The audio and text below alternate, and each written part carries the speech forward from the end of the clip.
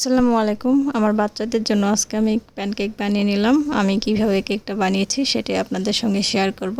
এখানে আমি একটা বড় গাজরের অর্ধেকটা গাজর নিয়েছি, একটা কলা নিয়েছি, একটা ডিম নিয়েছি।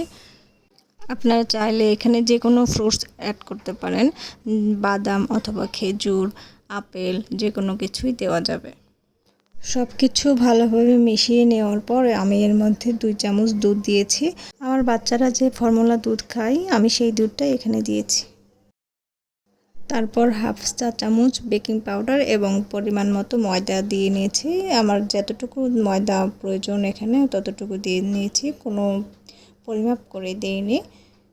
এরপর চুলোয় প্যান বসিয়ে এতে 1 চামচ ঘি দিয়ে লো হিটে আমি প্যানকেকগুলো এপিট ওপিট করে ভেজে নিলাম।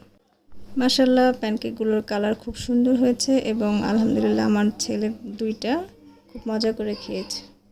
ভিডিওটি ভালো লাগলে আমাকে ফলো দিয়ে রাখবেন এবং আমার চ্যানেলটি সাবস্ক্রাইব করে রাখবেন। আল্লাহ হাফেজ।